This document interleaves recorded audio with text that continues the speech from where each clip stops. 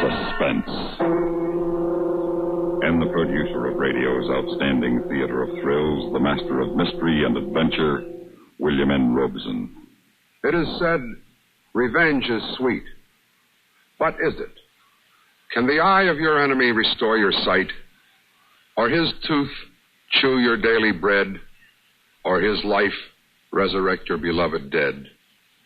Such questions do tonight's story raise, not forgetting the while to keep you in suspense.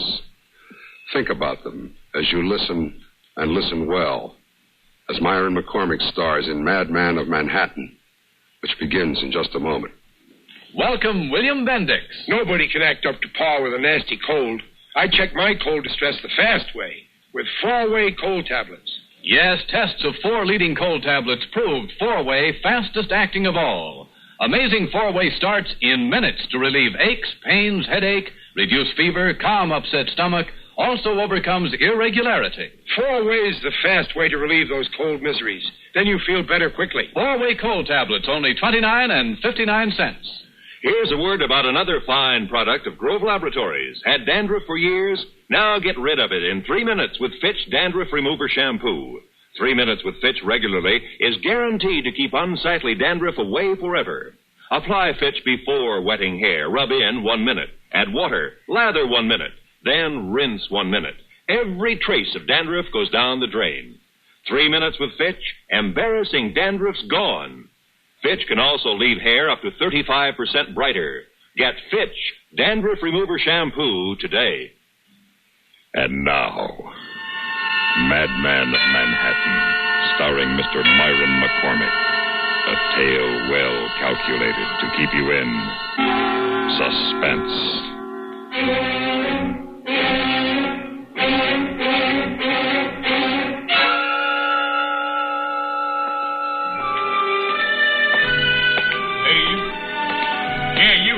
Position of authority. Come here. You can always tell by their voices. Sign out. Commanding. The smaller the authority, the more commanding the voice. You hear me?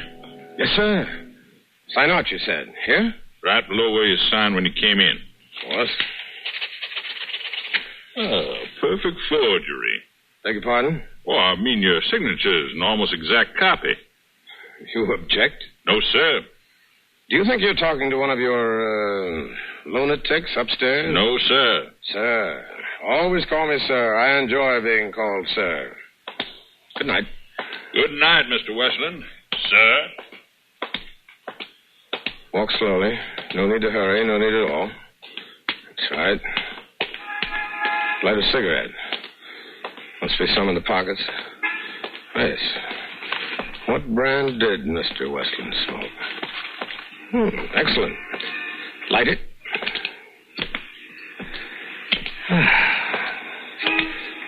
No need to run. There won't be an alarm for at least 20 minutes. Why think of that? No need to think of that. One look back over the shoulder, casually. Casually. Well, it's pleasant to be on the outside looking in after 2 years in an insane asylum.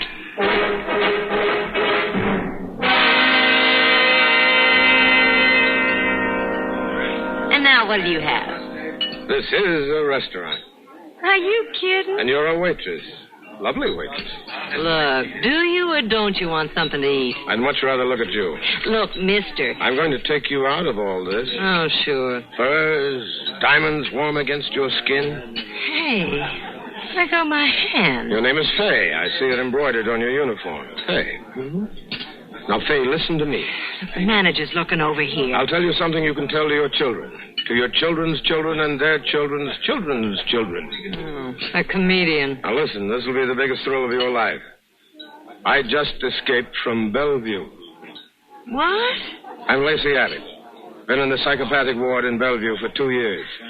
You don't say. Nicholas Westland, my lawyer, came to see me. When we were alone, I strangled him to death. Yes. I changed clothes with him, signed his name on my way out. It'll be in the papers. Yeah, I'll remember to read about it. I had a wife once. Kate. They say I killed her. So I must have killed her. Sure, you killed her. No, I didn't. Martin Avery killed her. Sure. Martin Avery killed her. And now, what are you going to have? Martin Avery. That's what I'm going to have.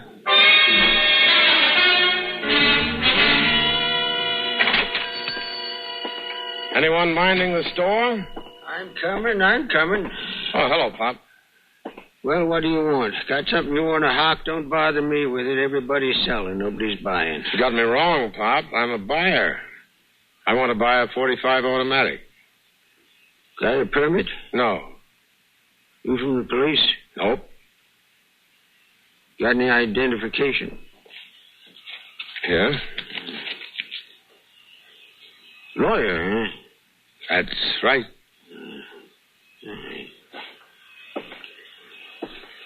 There you are. Be $35. Thanks, Pop. I won't forget this. Neither will, a friend of mine.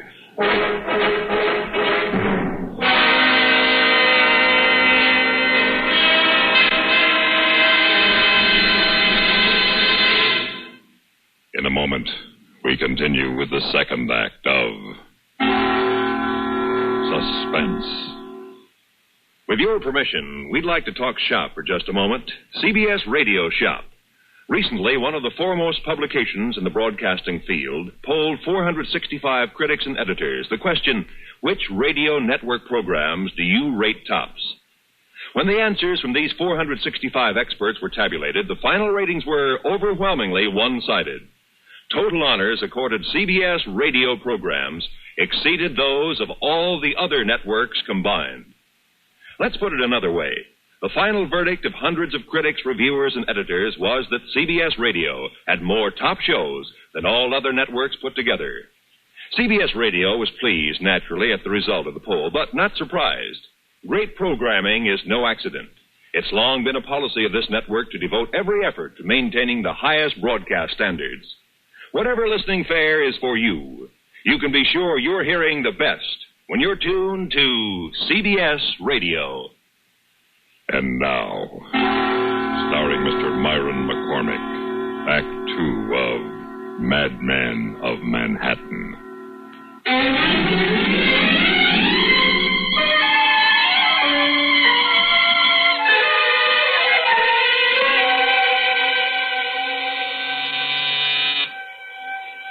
A little late to call on Martin Avery, but our business won't wait.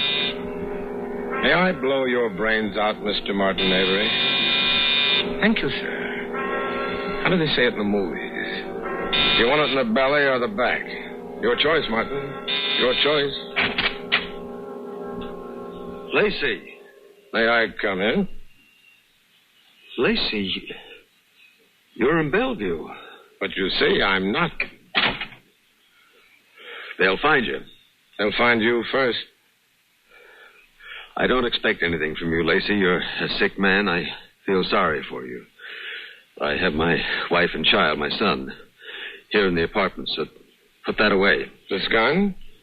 It's just to keep your voice down. It's a toy. It can't hurt. It kills. Put it down. Oh, wouldn't you like that? After all, Lacey, we were friends once. You wouldn't kill me. I just killed Nick Westland. That's how I escaped. Westland? You killed Westland? You can always find another lawyer. Shouldn't upset you. Anyway, he wasn't your lawyer, it was mine. Never liked you. He liked me. He was trying to help you. He did. What do you want with me? Company. Company? That's what I missed most of all, Martin. Can you believe that? Company. 2 years, no one to talk to. Oh, a doctor, sure, but not really anyone. 2 years, Martin. No one ever came to see me, to talk to me. I'm sorry. Why didn't you come, Martin? Well, I wanted to, but I didn't think it'd accomplish anything. Just to say hello, for old times' Look, sake. I told you, I didn't think that... Relax, Martin. It's going to be a long night. Maybe you won't see the end of it, Martin. Depends, we'll see. Depends on whether you say things I want to hear, whether you do things I like. It's up to me. Yes. I waited a long time, and now it's up to me.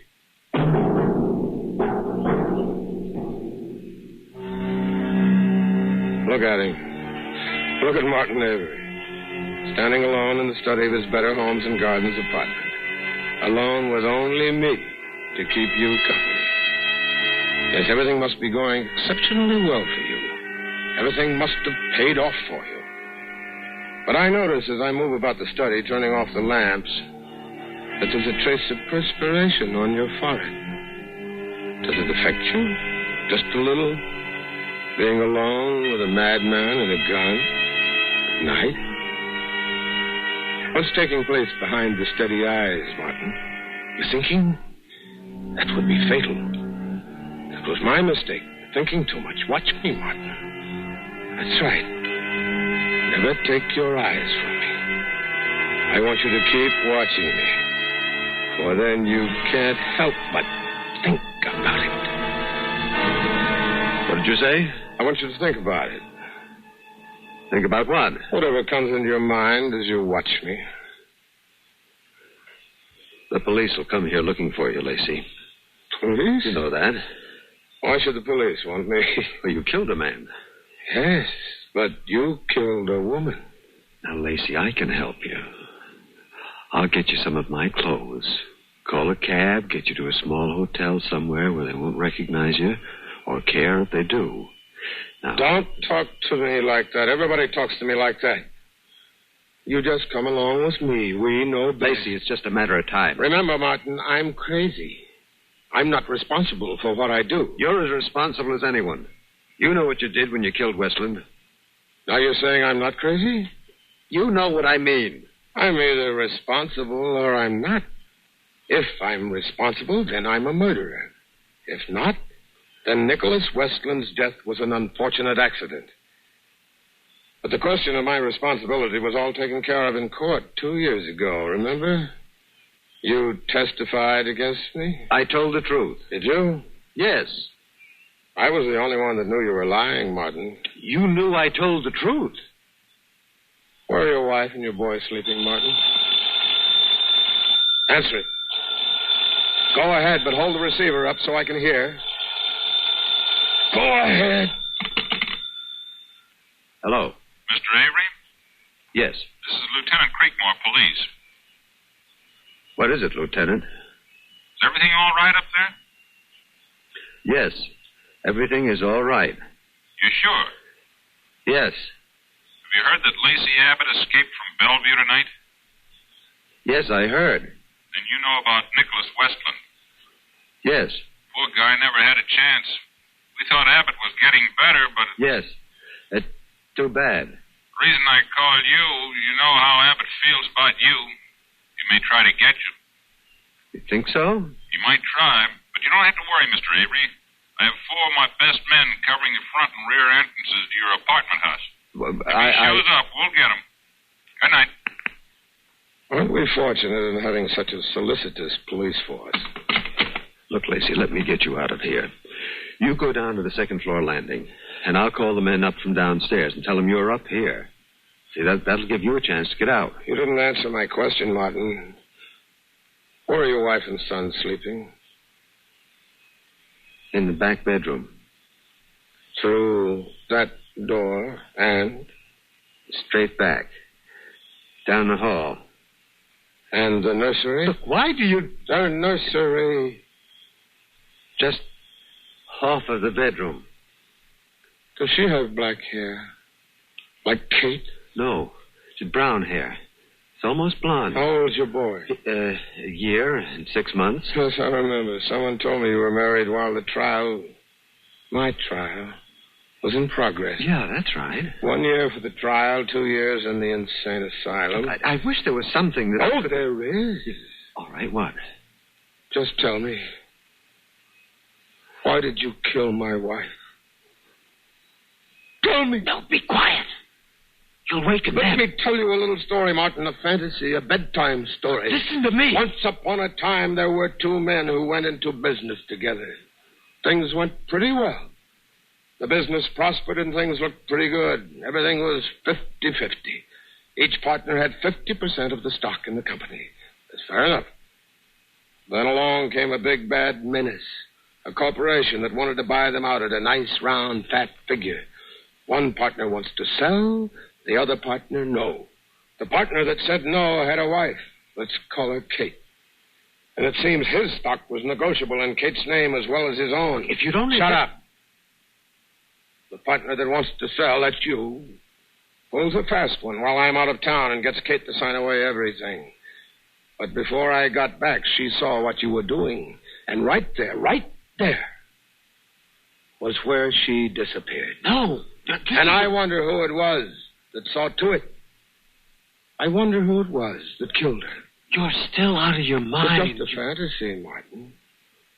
A fantasy that with your few well-chosen words at the inquest started them looking at me. Wondering about me, wondering why I was away. What I'd done with the body. Lacey. Such nicely chosen words. Such as, I'd noticed he hadn't been himself lately, but I just thought it was overwork. Look, you've got to listen. Thanks, partner. I do thank you, and I stand ready to repay you, Martin. Where's her body? I don't know. Martin. Look, it was never proven she was dead. Let's say it was taken for granted. Give me the gun. Advanced psychology. You must have been studying. Give me the gun. Response to the command, isn't that the way it goes? Response to the command sometimes works the impossible. The subject will sometimes obey your command against his better judgment. Give it to me. No, Martin. Give it. No. Oh, you can do better than that. Come on, more noise, more, come on. Someone might come in and see. That's better. I knew you were going to jump me. You know I could have killed you. Why didn't you? You haven't told me what I've got to know. What would you do if I walked over to that door and just walked out? First, I'd shoot you in the shoulder. Or the leg. And maybe the other shoulder. I don't want you dead. Not yet. Look, Lacey, I never harmed you. I swear that. I swear it. Tell me, where is Kate's body? I don't know. Tell me. I can't. Through the door and down the hall. No. Just off the bedroom? No, not the boys. Lacey. Tell me. No, I can't. Lacey. Don't lock me in. Come back. Come back. Lacey, you can't. Ann! Get Johnny. Lock your door. Ann! No! No! Ann! Johnny! No! I'll tell!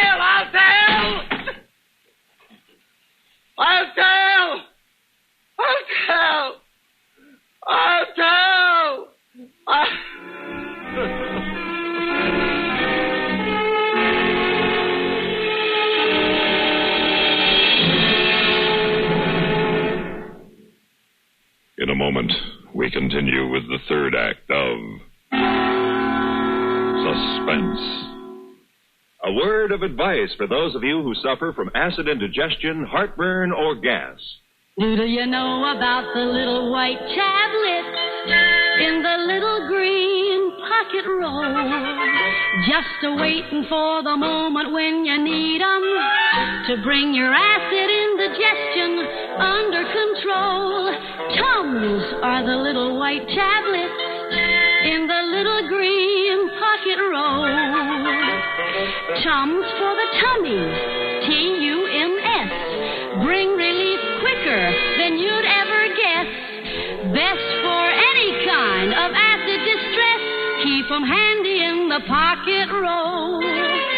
Keep your tummy under Tums control.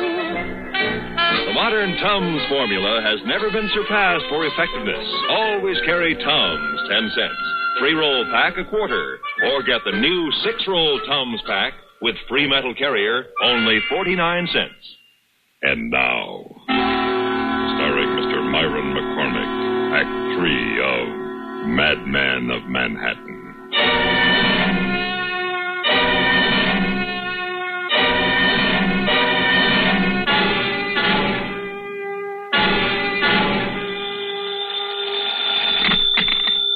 Nicholas Westland speaking. Yes, I know, sir. I'm glad you had the faith to play along with. Yeah, I know. It was pretty extreme. Here, I'll let you talk to Lieutenant Creekmore. Hello, Commissioner. Avery's wife and child, they're okay. Got a little scared when Abbott fired those 2 shots in the ceiling. Yeah, I know, but that's what got the confession out of Avery. I know he shouldn't have brought the gun. We didn't bargain on that. Yeah, we got it. It's all on tape. Listen, play it back, boys. I'm just playing the good part. It doesn't matter now. Nothing matters now. You were wrong, Lacey. See, Kate came to me months before you took the trip. She wanted to leave you. She thought she wanted me. And it was her idea to sign the stock over to me, everything.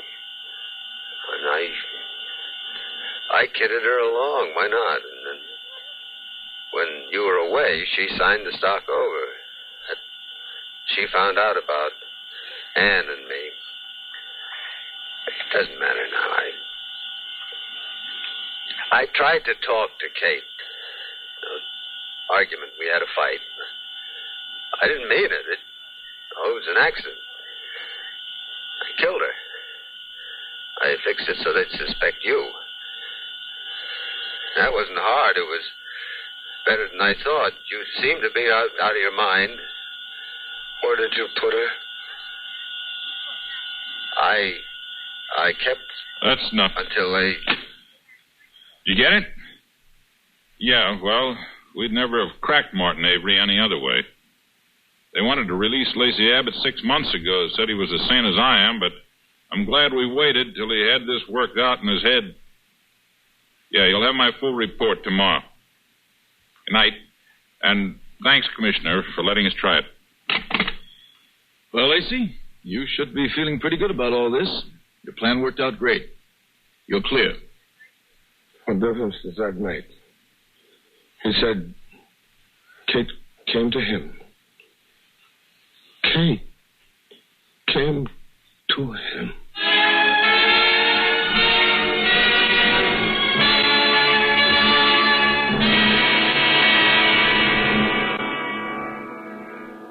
Suspense, in which Myron McCormick starred in William N. Robeson's production of Madman of Manhattan, written by Gilbert Thomas. In a moment, the names of the supporting players and a word about next week's story of Suspense. Money can buy many things, tangible things. It can also help buy many intangible but equally important things. Education, for instance. Today, our public schools are bursting at the seams with record enrollments. There are shortages of everything but pupils. Shortages of classrooms, of facilities, of qualified teachers.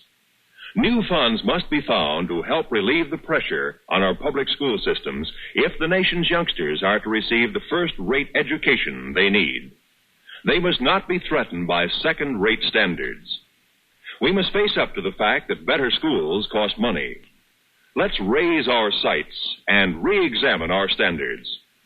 For complete information on how you and your community can make sure your children receive the first-rate education they need, write to Better Schools, 9 East 40th Street, New York 16. That's Better Schools, 9 East 40th Street, New York 16. Supporting Myron McCormick in Madman of Manhattan were Doris Singleton, Carl Swenson, Barney Phillips, and Norm Alden. Listen. Listen again next week when we return with Frank Lovejoy starring in Death in Box 234. Another tale well calculated to keep you in suspense. The latest news follows, then Have Gun Will Travel on CBS Radio.